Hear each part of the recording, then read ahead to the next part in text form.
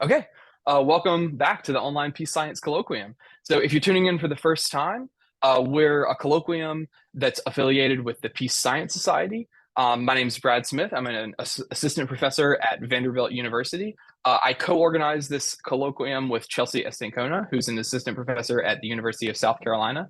Our goal is to bring the great research that happens at the Peace Science Society's annual meeting to all of you in your homes or offices or on a beach or wherever you can get a Wi-Fi or cell signal all year round. So today, this week, we have a really exciting paper. It's a paper I frankly wish I had written called Preventive War and Domestic Politics. We're going to have a presentation by Yuji Masumura. He's a PhD student in his fourth year at the government department at University of Texas, Austin. It's co-authored with Scott Wolford, who's a professor in the government department at UT Austin. We have two awesome discussants who have agreed to give the paper a read and provide some feedback. We have Danielle Lupton, who's an associate professor at Colgate University, and Kyle Haynes, who's an associate professor at Purdue University. So with that, I'll turn the floor over to you, Yuji, for the presentation. Yeah, thank you. Let me share my screen. Does it look good? Okay. Yes, great. Let me start. Thank you so much for your introduction, Dr. Smith, and thank you so much for coming here. So the title of our paper is Preventive War and Domestic Politics. And let me start with our motivating case, which is the Russo-Japanese War. In 1904, Japan attacked the Russian Empire to secure its influence in Manchuria and the Korean Peninsula. And it was a clear example of preventive war. At that time, the Russian Empire was expanding its influence in these regions, and Japan tried to stop it before it's too late. And Japan won the Russo-Japanese War. It was a clear win. And public usually reward governments for winning wars, but what happened in Japan in 1905 was the opposite. It was a political punishment.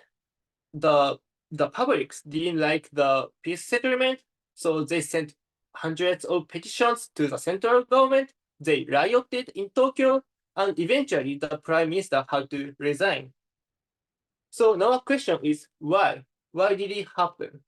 It's often said that the Japanese people didn't like the lack of immunities or the lack of newly gained territories. But now our question is why Japanese people didn't appreciate the fact that their government prevented the large threat in the first place, and what can we learn from the case about more general relationship between war outcomes and political punishment. Now, if you look at the literature, especially formal models, you will notice that public compares war outcome to either military defeat or a pre-war status quo. And these things are assumed to be commonly known between governments and the public. We think this is not a big problem for defensive, offensive, or restorative wars because public knows the clear baseline and they can assess the value of fighting, like because they know that what would happen if the government didn't go to war. For example, in defensive war cases, if the government doesn't go to war, the country has to make a huge concession, and it is clear for the public. But we argue that preventive war is different.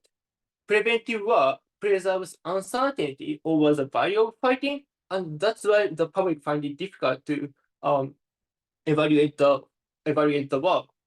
So what do I mean by this? So in preventive wars, public has to judge the value of war against the unobservable and counterfactual value of peace, and the government knows much more about the future scale of the threat thanks to diplomats or intelligence agencies.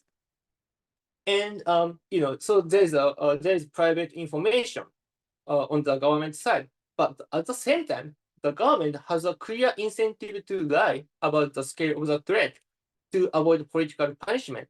Let's say the war didn't go very well. on that occasion, the government has an incentive to say something like, calm down. The situation would have been much, much worse if we didn't go to war, something like that. So the public find it very difficult to assess the value of peace outcome, and that's why they find it difficult to assess the value of fighting.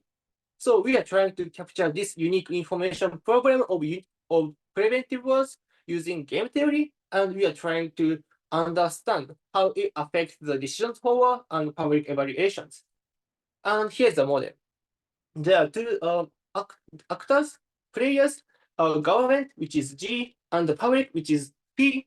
And there's a unmoderated foreign actor, and these two countries have a conflict, and the value of the conflict is 1. The P wants G to go to a war for a large threat, but not for a small threat. And G is privately informed over the true scale of the threat. And if G attacks, that means if G goes to war, it makes the true scale of war, it makes the true scale of threat unobservable from the perspective of the public. If G passes, that means if G doesn't go to war, it reveals the true scale of the threat, but on the occasion, it's too late to go to the preventive war. And here is the game tree. First, nature chooses the scale of the threat, which is T, and T can take any value from 0 to 1, and the T could be either large or small, and it is large with the probability of H, and it is small with 1 minus H. And after that, G chooses to attack or pass. If G attacks, that means the uncertainty is preserved, and this is represented by this information set between these pieces. If the government passes, there is no information set here. That means the public understands. Public knows the true scale of the threat. And after this action, P chooses to retain or punish the government. And here's the government payoff. In the model, government wants to increase foreign policy outcome and avoid political punishment at the same time. If the government passes, it gets 1 minus P, 1 minus T. This is a peace outcome, and this means that the total price of the value, or the total price of the issue, minus T, which is the threat, the level of the threat, and it could be small or large.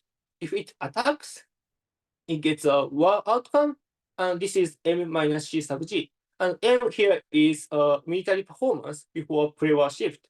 So here it means that if the government goes to war, it secures M out of 1, but at the same time it has to pay the cost of war, which is C sub G. And in any case, if the government is punished, it has to pay the additional cost, which is D sub G, and D sub G is a punishment cost. This is a public payoffs. Here we assume that peace value of retaining G is the net value of war or peace for the public. In the model, public compares the war outcome and the peace outcome, and they take the difference of them, and this is going to be the public payoffs. So if G passes, the peace is realized.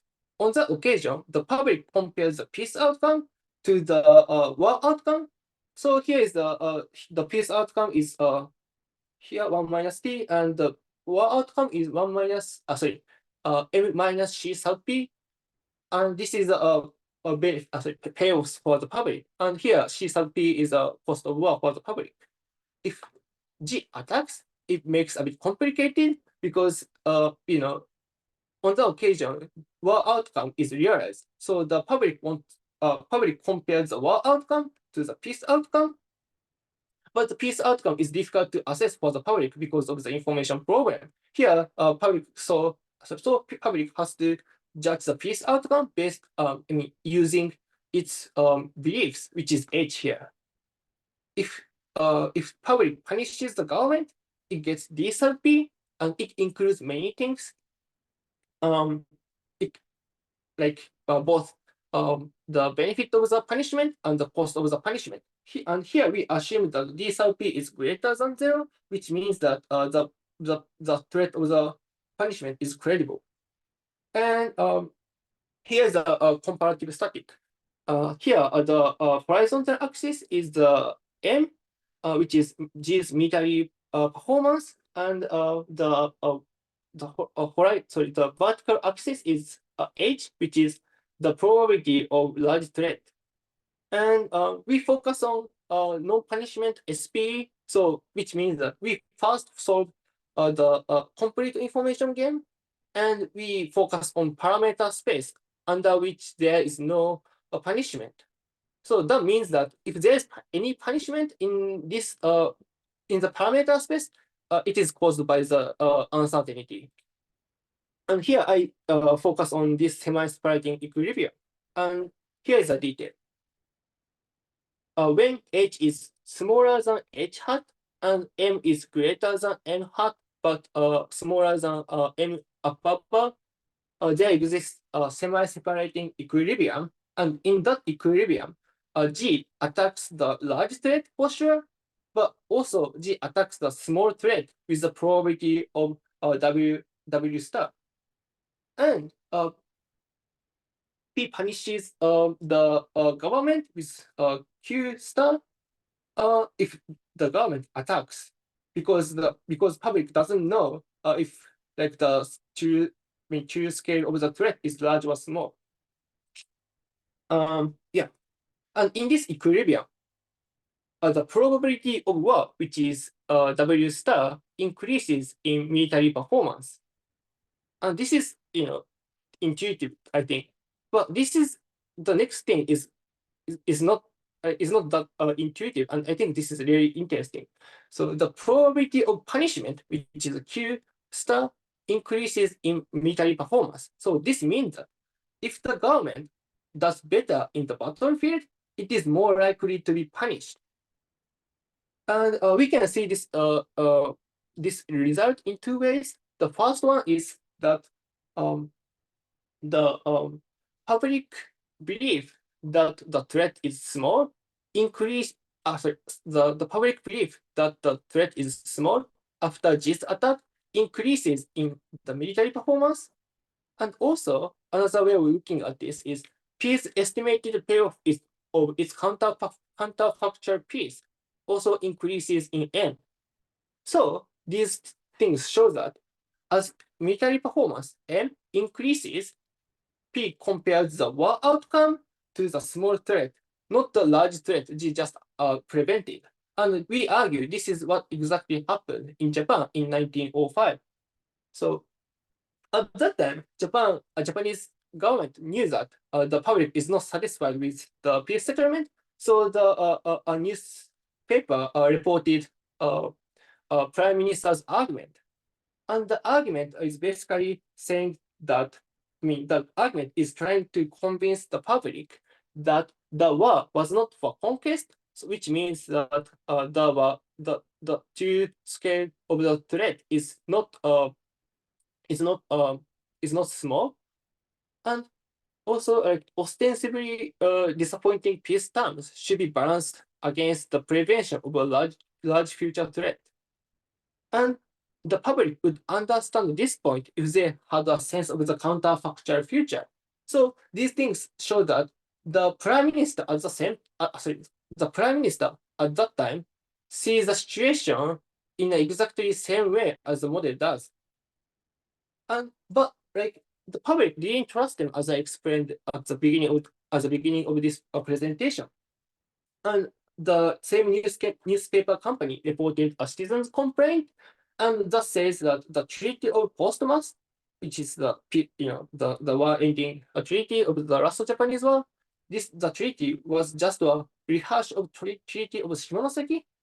This is this settles the Korean issues with the Qing dynasty, and this is basically the pre-war status quo. So this shows that the public compares the war outcome to the pre-war status quo, then they punish the government. And there exists, so the semi-separating equilibrium exists under these two conditions. And I don't explain detail here because of the time limitations, but here's some historical evidence about that shows these two conditions are satisfied. Yes. And finally, the conclusion. So in this paper, we looked at the relationship between preventive war and political punishment, and the results show that the same conditions that encourage preventive war makes it difficult for the governments to benefit from it politically, domestic politically. And we argue that preventive war is very different from other types of war, and domestic success is harder in preventive war. And the better the government does in battlefield, the more likely it is to be punished by a skeptical public. And finally, the paper looked at the political survival and war, but unlike other papers, it's not about regime type. And we believe this is one of the good points of our paper. That's it. Thank you so much. Awesome. Thanks, Yuji. So I know Kyle has to leave to teach. So usually I would get Yuji to contextualize the paper a bit, but I want to make sure we get all of Kyle's comments. So Kyle, if you want to go ahead, we'll start the discussion, and then after we get all Kyle's comments, we'll talk a little bit about where you guys are with the paper and stuff. So go ahead, Kyle. Okay, fair enough. I appreciate that. Okay, so yeah, thanks for having me here. I really enjoyed reading this paper. I think you guys do a really good job of kind of like this paper does a really good job of like threading the needle, I think, where the sort of setup and the problem that it's addressing like isn't obvious, but it's also really intuitive when you explain it, right? The sort of counterfactual inference problem, right, that's unique to preventive wars is like, yeah, that's dead right, and no one's thought of it before, even though it's super intuitive once you actually talk it through. So I think the basic sort of problem that you're addressing here is really compelling. And the model itself is a really sort of like disarmingly simple one. And so I think that yields some pretty clear conclusions. But so I wanted to ask a couple of questions about a couple of those simplifications. The results that come out of the model are also super intuitive. So like some of the things that I couldn't quite get my head around with respect to like the payoff functions specifically, like I'm sure there's a very good reason for doing them because again, it didn't yield any results that I was like that doesn't make sense. But I think you could do a better job of maybe explaining like why you did these things so that specifically so that like nitpicky reviewers won't give you a hard time for them.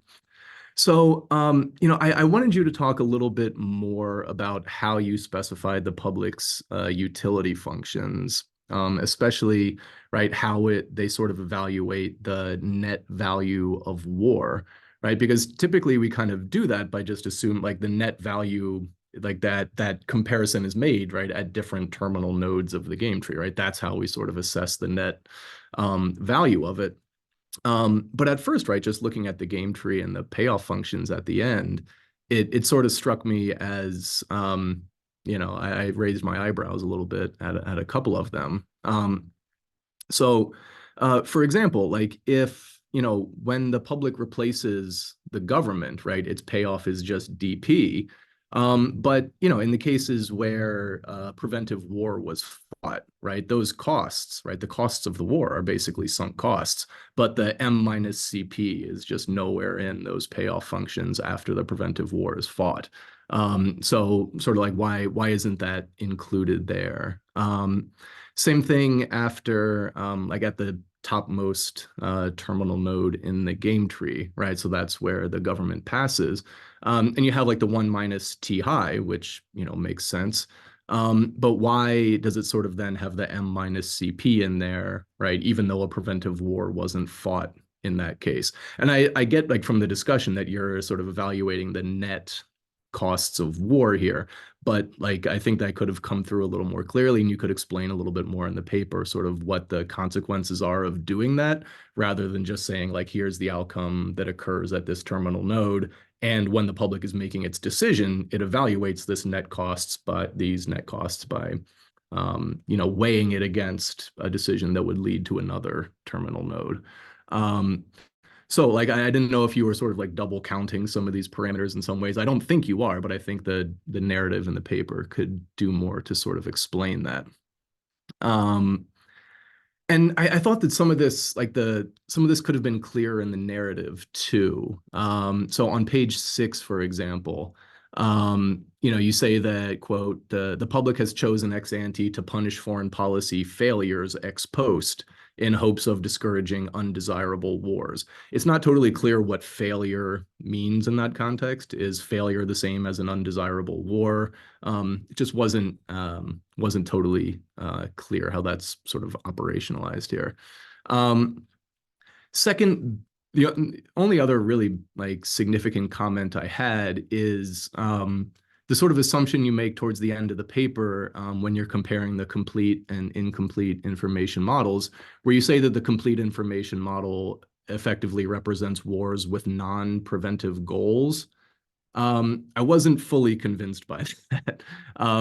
Just because you say that under complete information, P knows the true scale of the threat, even if G goes to war, right? So it gets around this counterfactual inference problem that motivates the whole paper.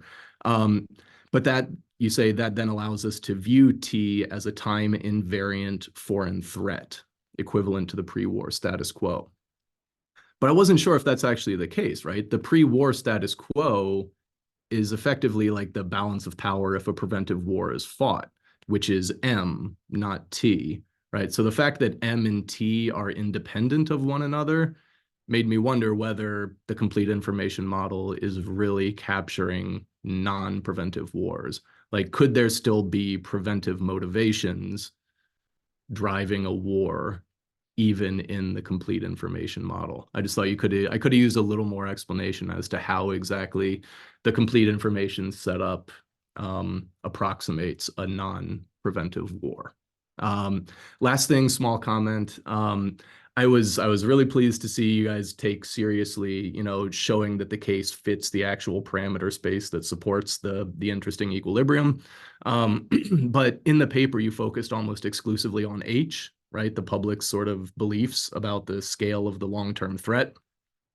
But the equilibrium map shows this depends on the value of M as well, right? That the government has to have like a somewhat high expected value of war. And so, I thought you could have done more to sort of show that you do a really good job of showing that it fits the right values on H, could have done more on M. And I think I saw there was a slide, Yuji, that you skipped over really quick towards the end of the presentation. So I'm sure you've got something there, but I didn't see it in the paper. And I think that it warrants, a few sentences on that, just to show that the case really fits this parameter space on both those dimensions.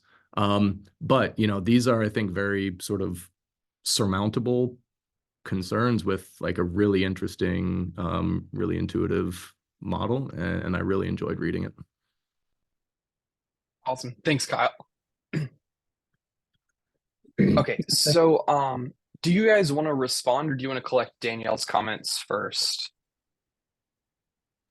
What do you think? I think I got to sign off anyway.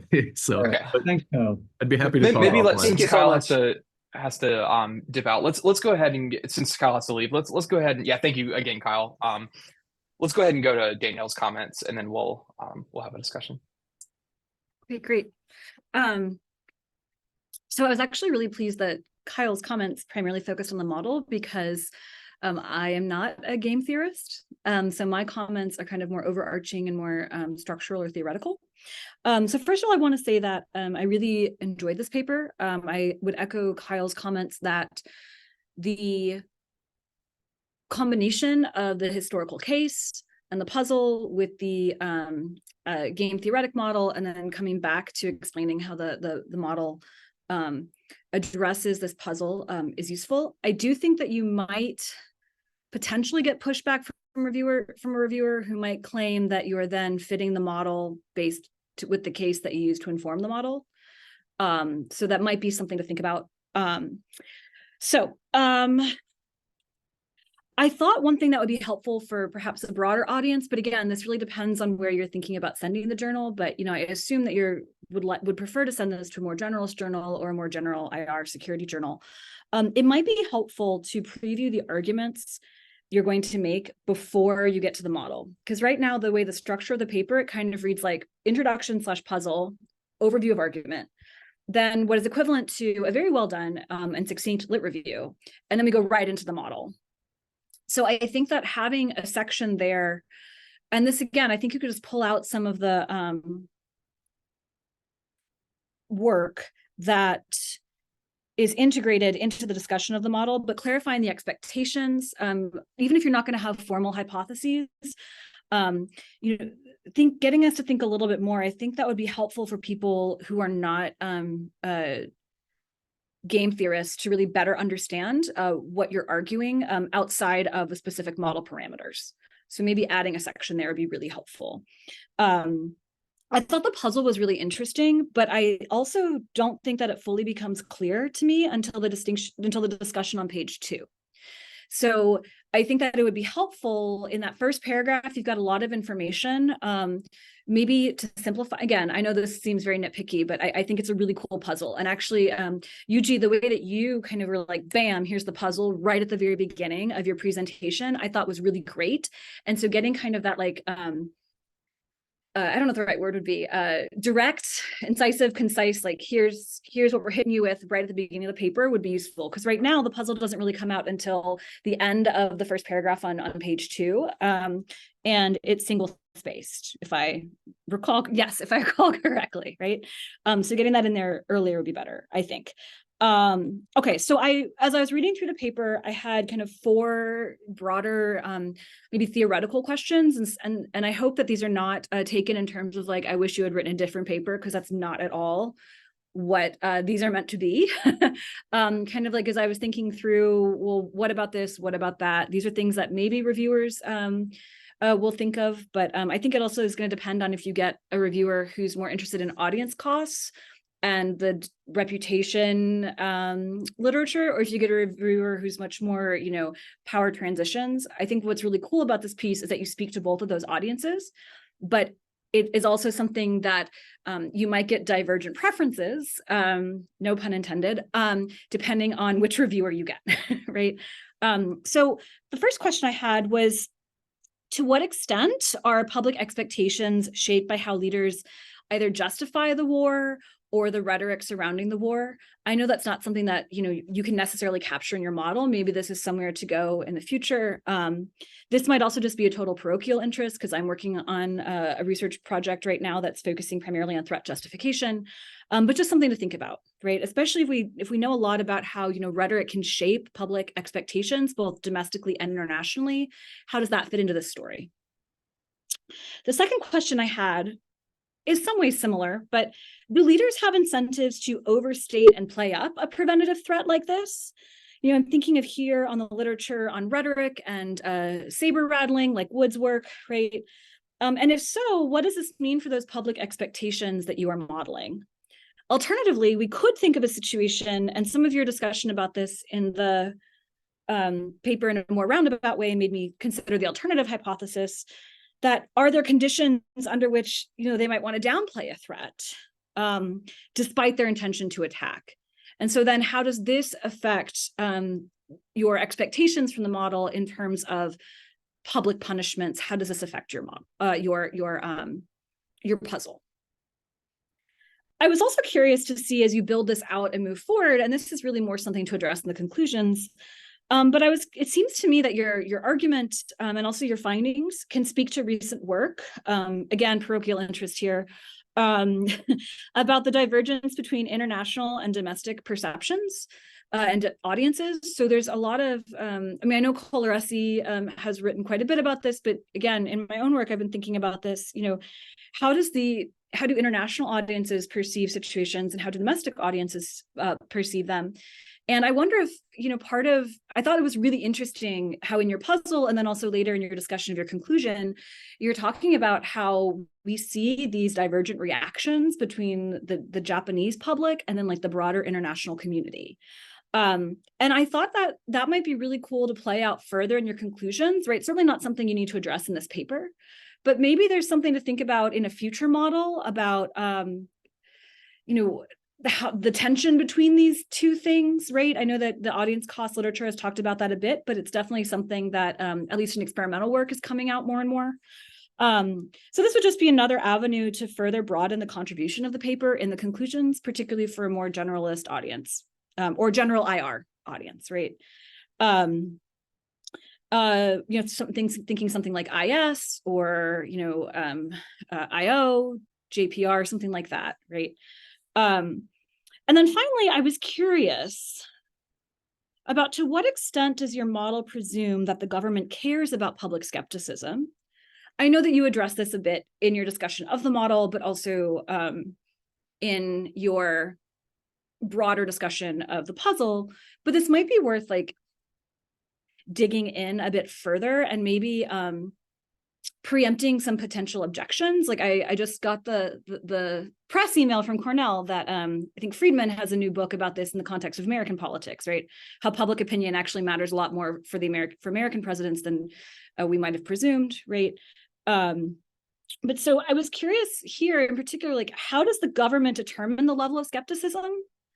I guess like right now that's kind of, if I understand correctly, that's kind of endogenous in some ways to the model. Maybe that's not the correct technical term, but I was thinking here that, you know, the answer to this, to both these questions, right, in terms of like how much does the government care about public skepticism, as well as how does it determine the level of domestic public skepticism over the war, how that the answer to those two questions might vary across regime type. Like one thing I think is really great about your theory is that it doesn't presume a regime type. Although you do make the distinction between democratic and authoritarian, and it might be worth pointing out like the vulnerability of semi-authoritarian regimes in particular and how that applies, right?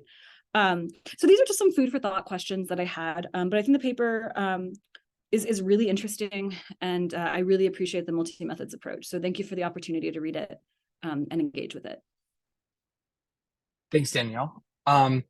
So I've got a couple, I'll keep my comments brief. So I've got a couple thoughts before we turn to discussion. So one of them is sort of, so the first one is really minor, and it kind of jives with some of the stuff that both Kyle and Danielle brought up. That, like, as I was reading through, I kind of expected there to be a little bit more assurance for the reader that like the reduced form payoffs match what you would get if you actually had like, you know, the nightmare game that nobody actually wants in the main paper, where you end up playing like the Powell model, right? Because kind of the way I interpreted it, right, is like in one type you're playing the normal game, like the normal game with no power shift, and the other type corresponds to like playing the Powell 2006 model where there actually is a power shift, and we're like not sure which one we're in. And I think it's obvious that like if you actually had them play those games starting at the relevant decision nodes, you'd get a payoff ordering of continuation values that's consistent. Just like a footnote, I think would be enough. But just like a little more, like just to make sure that, because I think, like Danielle said, like I think this paper is one that is going to be really interesting to a general audience and not just us who are sort of, you know, like geeking out about models. And so I think that would help.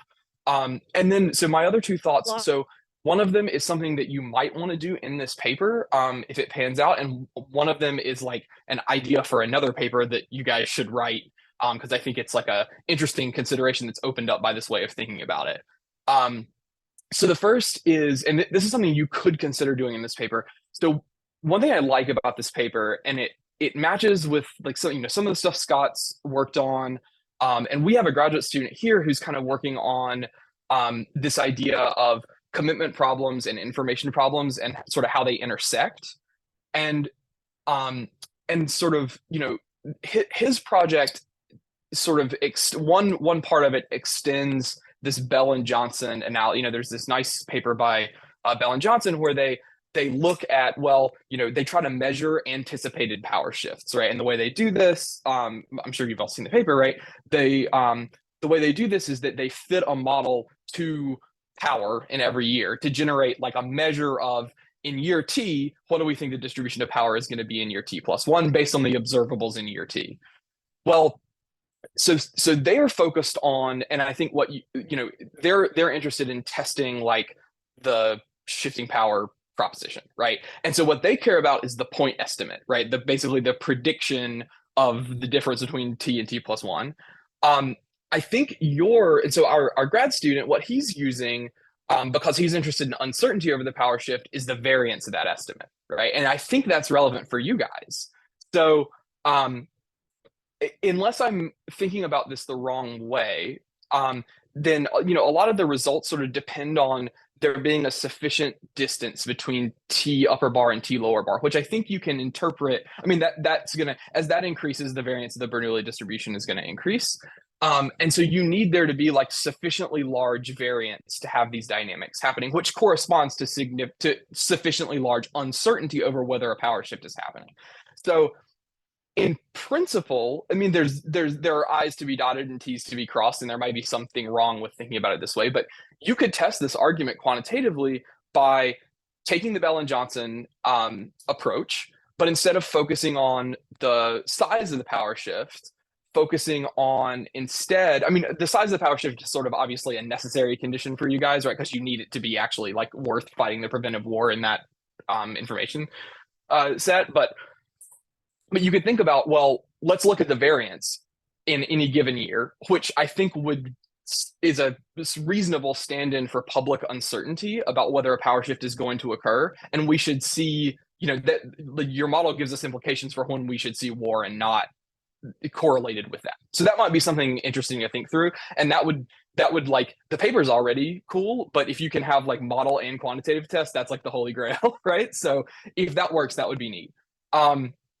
The other idea, and I think this is probably another paper, is, so one thing I really like about this paper is that it does what I think the best formal theory papers do, which is that it offers a way of thinking about a problem that once you see it, it's really hard to unsee it. And so and so now that I see it, there are all these other interesting implications of thinking about the world in this way. And so, so one of them is, so I hope you guys or somebody else writes this paper.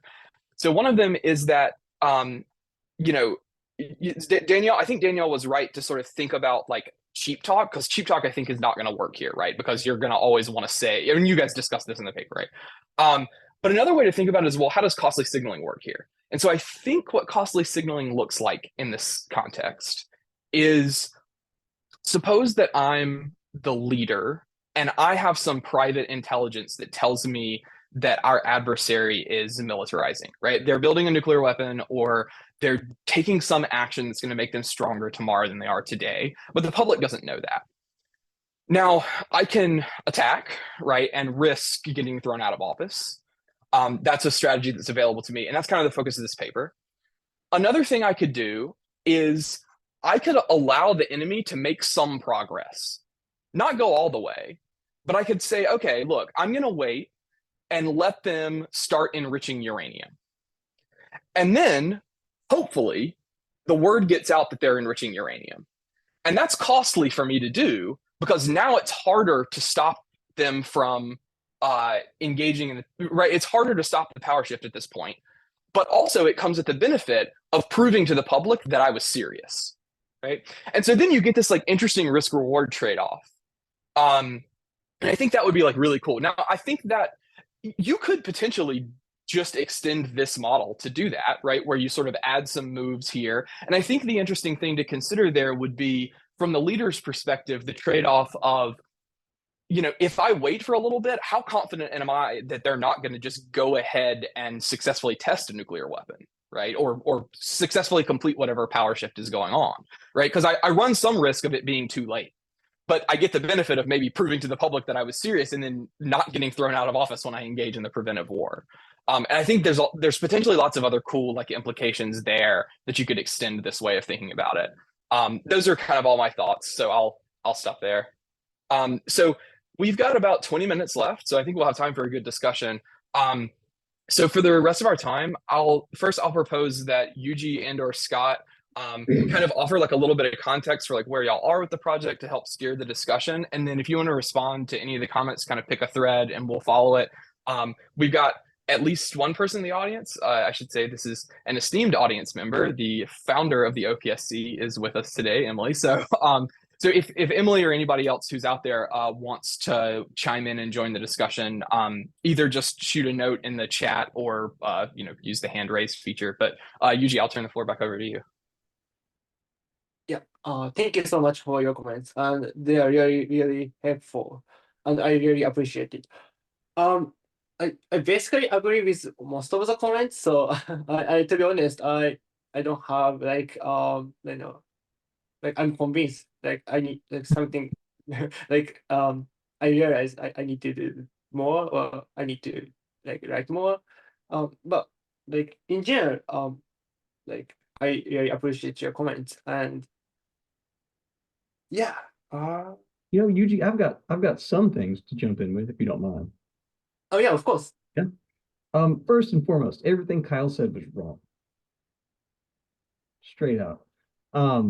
Second, this is one thing that jumped out from both Danielle and Brad, your comments, was this idea about leaders describing threats, trying to justify them, right? And it's in the model because it's why the public is skeptical, right? So the public knows that the government, if its political costs for war are low enough, the public may disapprove, the government doesn't care. And they know they would lie if they could get away with it. And I think you're right, given the importance of that to the IR literature. We need to talk about it. We haven't threaded the needle very well because we don't want people to think it's a model of threat inflation, right? But we'll do better. There's got to be a way, right? Because there should have been a way to say it where it didn't raise that hackable when you came across it. We'll try to figure that one out. The other thing about, does the model presume the government cares about skepticism?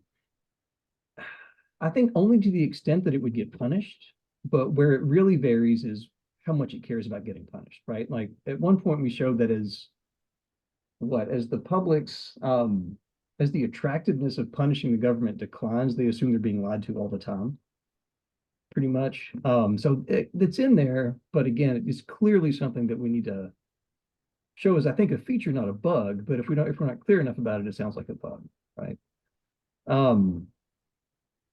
Let's see. Brad, I like both of these suggestions. Getting a statistical model in here, we're sitting on like 11,000 words. That might be tough. But I like the idea, right? I think that Bell and Johnson paper is underutilized, I think. Right? It does a lot more than people, I think, have done with it so far. Tragically undercited. Right. Let's see. Yeah, and Danielle, especially on your organizational comments, I think they're right. The puzzle doesn't come fast enough. Yeah, and I was looking at the paper, I'm like, holy cow. Yeah. She's right about that. We'll see what we can do. I mean, well, obviously we're gonna do something. And like previewing the arguments,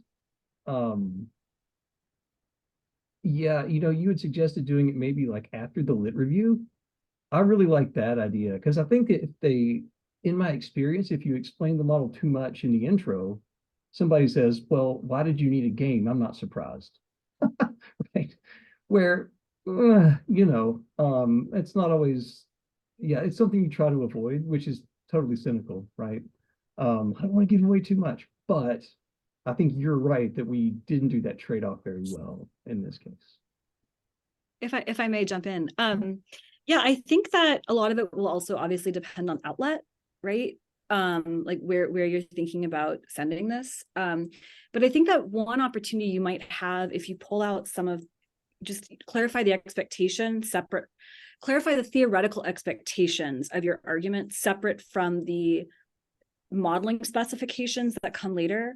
That will then also allow you to kind of head off some of these criticisms to show like, yeah, we have thought about this issue about like, public skepticism is driven by how the government frames a threat.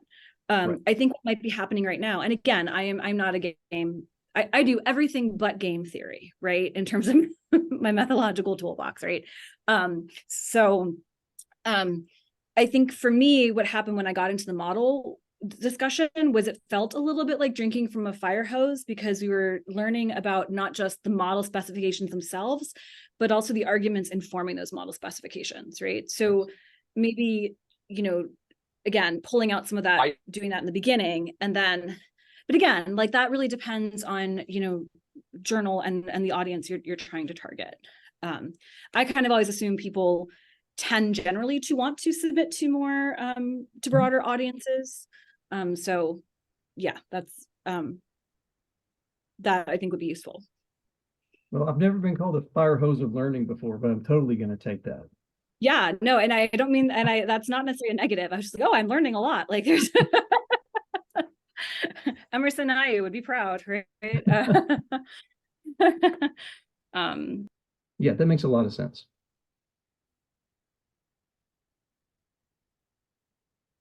So I had a thought about one of the things Danielle brought up, which was the idea that you have the motivating case that's like you return to, and I think that that's like a pretty common approach for formal papers. But I think something Danielle said is right, that it would be useful somewhere to just be like really explicit about the role that case is playing in what you're doing, because I think well, we've all gotten, right, like all of us that mostly work in formal theory have like gotten the comment that Danielle alluded to, which is a fair one, which is, well, like, did you just read this case and then write the model to fit the case?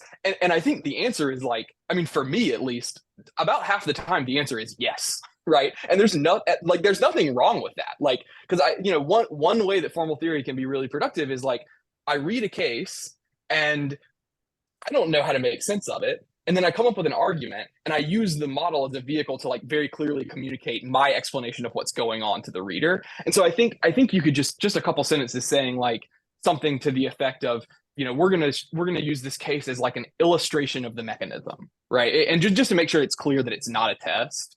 I hadn't really thought of that, but then like looking over the paper and the way the case is framed in light of Danielle's comment, I think that might that's like an easy win, to sort of avoid that critique. Yeah, I think, well, yeah, I agree. We'll have to be clear about it, because it really was an exercise in like learning about the public reaction to this, which was news to me. Yeah. I'm like, what? Right? And there was a clear disjuncture between how I thought of the war, which is the government story, right? Clear preventive success, right? And then why is the public holding them to a different standard? Right. And so it was a matter of, okay, can you actually account for an outcome like this when the war goes so well? What's different? And we thought, well, maybe the government knows something the public doesn't, but we don't. That kind of gets lost, right, when you're trying to structure the paper. Yeah, so I think that's what we'll try to do, is just be really clear about this is what we're using the model for, right? And Yeah, I agree with you guys, and also, but just to clarify, I found the prime minister's case or other historical evidence after I read the model, but there's no way to convincingly show that thing. But like, this is what the actual production process. it was great, like, especially from, like, we had a version of the model, we had some case stuff, Yuji read some newspapers, and then he went back and found the prime minister just talking like the government would at that equilibrium. This is amazing, right? But definitely late in the game, but kind of good, because the case is much stronger for having that, right? Like the prime minister actually saying these things. Yeah, because sorry, go ahead, Danielle. Oh no, just to clarify, I didn't think that was the case. I just think about like, what are like the heuristics that reviewers, often rely on. The other thing that you could possibly do is, if you have other cases that you came across, you could smatter those in with the puzzle too in the beginning, right? We see this play out in Japan, but we've also seen this happen in insert, but again, I don't think it's necessary. So let me tell you about Iraq. We had This was going to be my question, is like whether you thought. so there's a pooling where the military performance is pretty overwhelming and the public just doesn't care. They think they might have been lied to, but they still reward the government. And we had a case in a previous version that was like, this is kind of like the election of 2004 in the US. Things haven't completely gone south. There's still significant faith that they're going to find WMD, and Kerry voted for the war, right? And so the public doesn't care and they re-elect Bush. And reviewers roundly like reacted poorly to the case. One of which was, I mean, there were arguments that were kind of unrelated to what happened when the public was choosing in 2004. I don't mean to disparage reviewers, but it just, wow, it didn't go well. So the point is clearly well taken. Like it would be helpful to have some more, but we will probably not be doing the election of 2004 in the US. Avoid that like the plague. Yeah, I think the Iraq War is one of those cases where people have strongly held opinions about what happened, and only by age though, right? It used to be that undergrads really cared. Now they're like, what? It's true.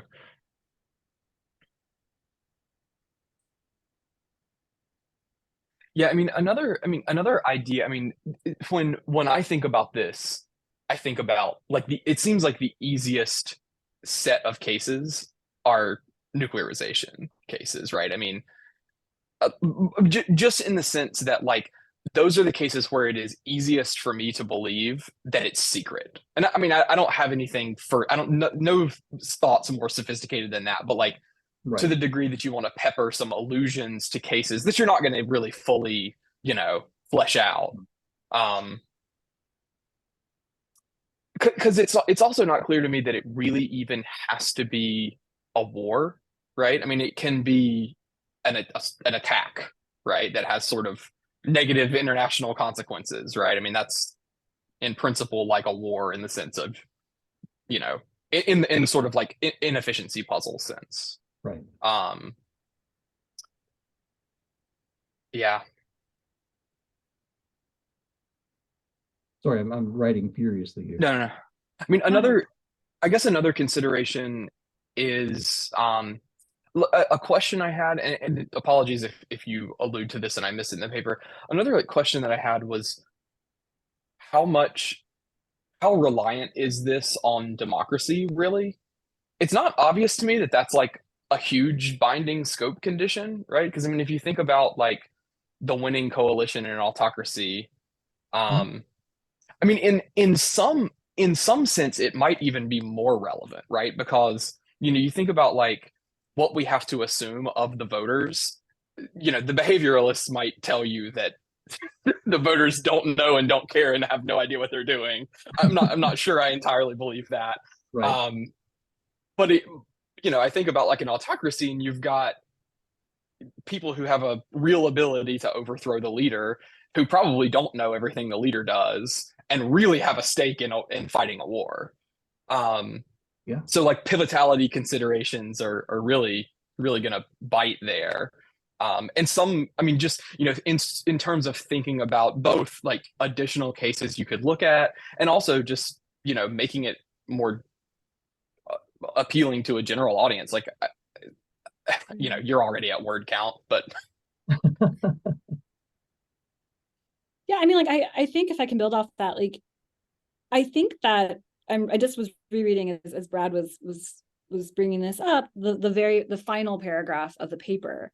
And I almost wonder if it doesn't actually open up, depending on who your reviewer is, the implications of it, I think, are very bold and very sexy, right? But I almost wonder if in some ways it doesn't open you up a little bit to criticism, in the sense of, could someone argue that the government's willing to engage in this, because you talk here about the willingness of governments to be honest, based about political punishments and stuff like that. Well, the claim you are making is, we've thought about this through an institutional lens, we need to think about it through these other factors. But I suppose you could have a reviewer who makes the argument that actually the institutional, trying to think about, one is a mediating factor to the other, and you could make an argument that it could go either way, right? But that, democracy or regime type still matters here because it affects this cost of punishment, even taking these other conditions into account. And if this isn't totally clear, it's because I'm thinking about it right now on the spot, right? So there might be a way to maybe finesse that a bit, rather than saying that, because it almost implies like the argument you're trying to make in this very concluding paragraph is that that regime type doesn't matter. And I don't think that's, based on our conversation today, that's what you intend, which I think also speaks to kind of Brad's comments here, unless I'm misinterpreting your comments, Brad, about, the broader scope conditions here in terms of institutions. So I wonder if there's a way to like massage that or finesse that leaves the door open for more research about how these things intersect, but to clarify that your argument is not just about democracy, if that makes sense. Yeah, I think that's fair. And that's what we were probably aiming for, but yeah, missed the target on. I would say that a hard regime type distinction isn't all that useful, but there are things that vary meaningfully across the two that we're tapping into, right? We had the Iraq case in there, and it had a big part in the intro. We could say, hey, look, right, like here you've got an autocratic government getting punished, and here you've got a democratic government getting away with, going to war over a small preventive threat, right?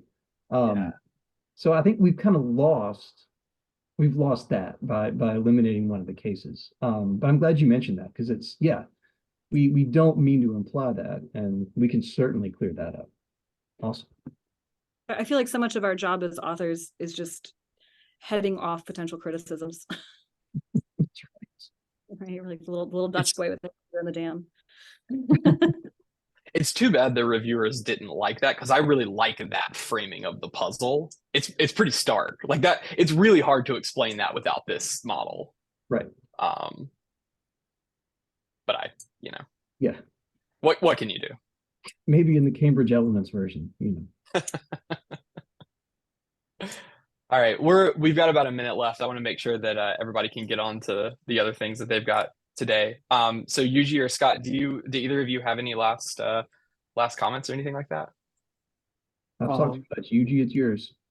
Oh yeah, thank you so much for your comments, and they really appreciate it. I really appreciate it, and yeah, I just say thank you. Awesome. All right. Well, thanks everybody. Thanks Yuji for sharing the paper. I look forward to seeing this one out. Probably going to start citing it now, even before. So this is our last session for the semester. So everyone look out. There'll be a call for papers coming out in the next week or so for the spring session.